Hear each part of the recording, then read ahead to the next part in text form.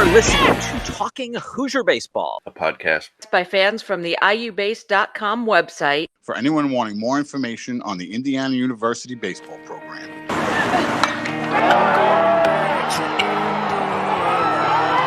To see my baby in her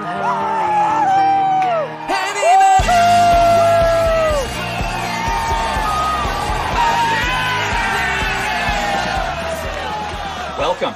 We are recording this on Wednesday, August 19th, 2020. I am Carl James, joined by stats guru Cassidy Palmer and our special guest, incoming freshman shortstop from Orange Lutheran in California, Tank Espalin. All right, we've got some Hoosier highlights. Shout out to Chris Feeney for putting a lot of these notes together.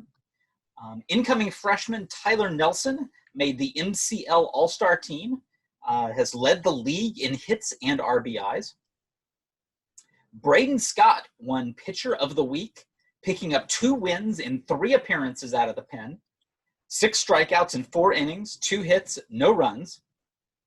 His teammates with Macon Bacon, Matt Litwicki, Connor Manis, and Ty Bothwell won the Southern Summer Ball Series Championship. And that was actually quite a big deal for them down in Macon, Georgia.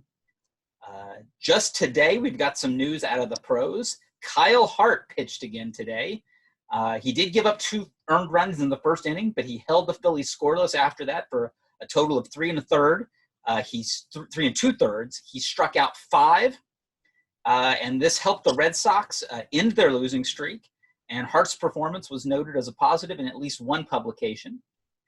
And then we just got word that Josh Fagley hit his first home run of the season today for the Chicago Cubs. On the commitment front, the Hoosiers did get 2 more commitments, both 2021, both out of Ohio. Ryan Gilbert, an outfielder, and Brock Tibbetts, a catcher. So now Cass will chime in with some stats on our guest, Tank Espalin. Okay, and I will preface this with, it's sometimes a little hard to find high school stats, especially complete stats and multi-year stats. What I could find was on Max Preps for the 2018-2019 season, and that shows Tank with a 268 average and a 354 on-base percentage. One thing that struck me was single-digit strikeouts, just 9 strikeouts. This shows 48 plate appearances. I'm not sure if these are the complete stats for the season. It looks just a little short, but either way, that's really nice to see so few strikeouts. And so that was really interesting to me, and also just 2 errors on the season. So that's really nice to see as well. Carl, do you want to lead off the questions? Sure thing. Well, Tank, you spent 3 years at Orange Lutheran High School. So what are your favorite memories from high school baseball?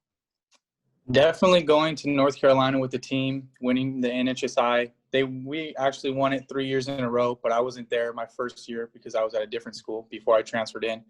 But I was there for 2 of them.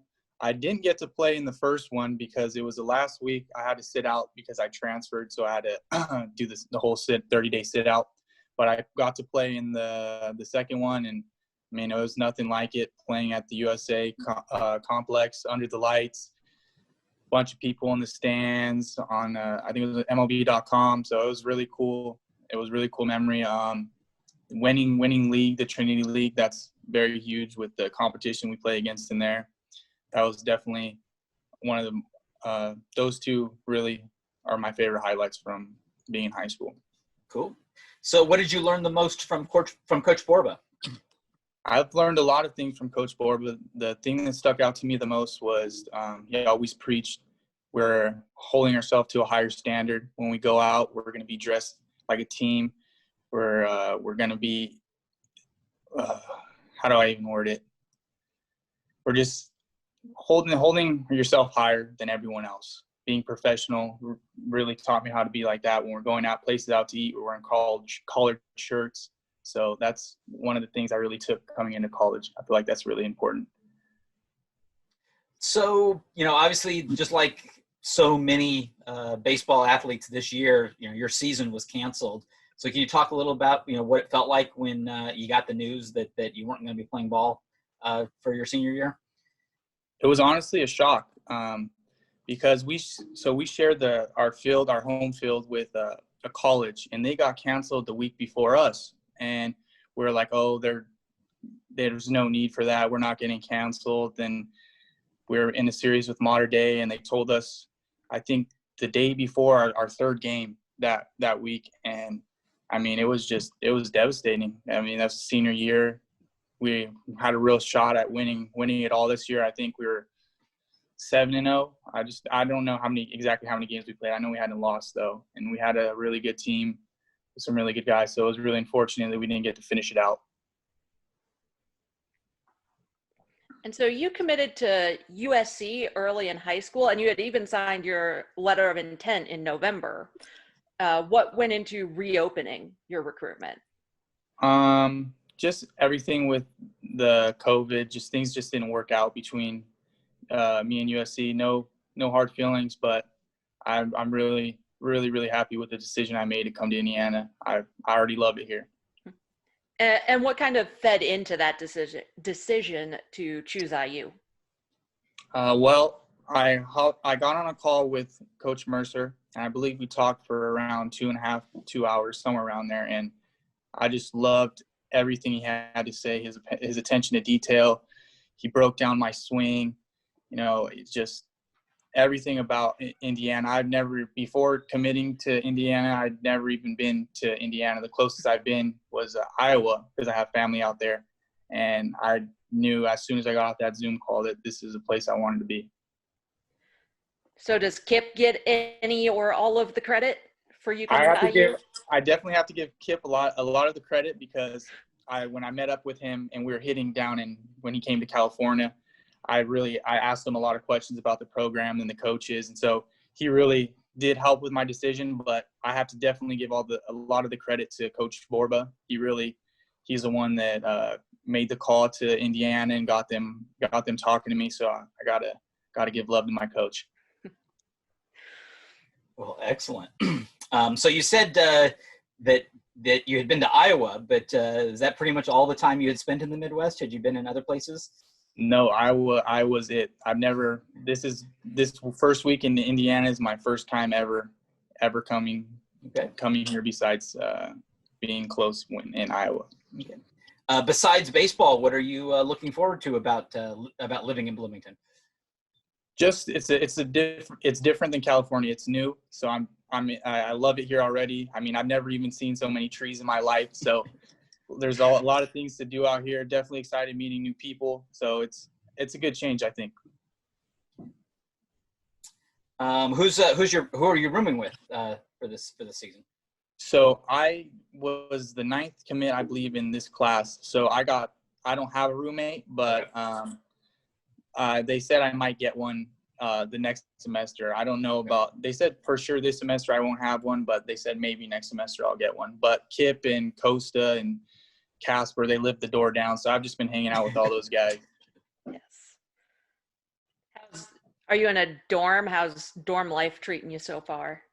It's pretty good. The dorms here are amazing, so it's cool. I feel it's like a little mini apartment, so it's awesome. I don't mind it at all. Yeah. Oh, is it Briscoe? Yeah. That's really where nice. I was. Yeah. It had a huge upgrade between my freshman and sophomore years, so it's really nice now. Yeah, it's awesome. I got my own bathroom in my room. Yep. That's awesome, man. Yep. So on the field, your glove is rated just as high as your bat is. What part of the game do you like the most? Definitely hitting. I love studying hitting, love watching hitting, just everything about it. I mean, defense is all I love. Defense is really important, but if I definitely would take hitting, I do it all day. It's awesome. It's fun. It's what you got to love about the game. Going up, facing a guy, competition is awesome. And when you're in the field, what's the hardest play to make at shortstop, or what's the hardest kind of situation at shortstop? I can't. It's a lot of difficult plays, but I'd have to say the one where you're going up the middle and you get it and you kind of throw it across your body while you're still running that way. That one's a little tricky. So kind of diving back into hitting, do you rely on technology? Have you relied in the past on technology to apply to your game in the past? Have you had that opportunity? Yes. So back in California where I hit at, it's a hit track. So you get to video and tells you all the neat little data, but definitely I rely on technology a lot, looking up pitchers, trying to get a tip before I go in go face them, see if they got a tell on the pitch they're throwing.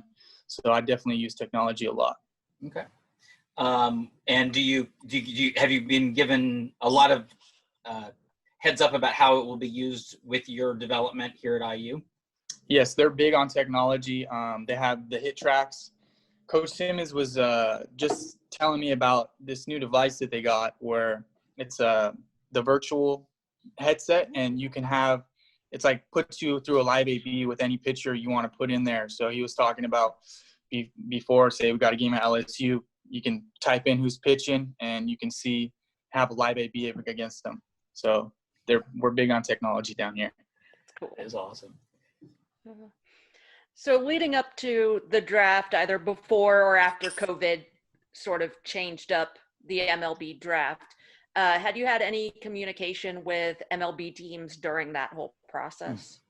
Yes, I was talking to a few. I had a few in-home meetings, but then when the COVID thing kind of happened, it kind of messed everything up. But before I did, yes. And had you always wanted to go the college baseball, the D1 route, or did you kind of consider the minors right out of high school?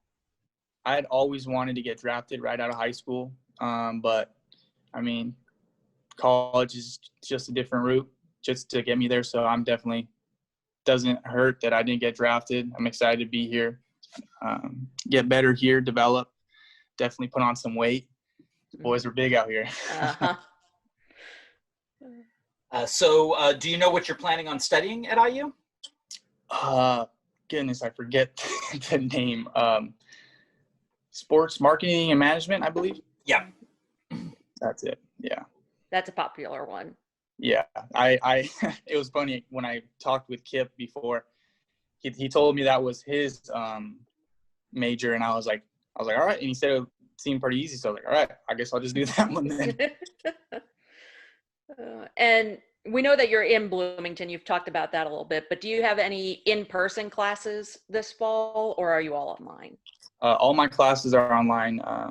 They're not letting us go. I don't know if the other guys, but I know from talking with all the freshmen, everyone's classes are online. Yeah. Have you played much on turf in the past? I've played on my fair share of turf fields, yes, Okay. but because Mater Day and J. Sarah, who are in our league, their fields are turf. So when we go to their place and play, like in the Boris Classic and then in league.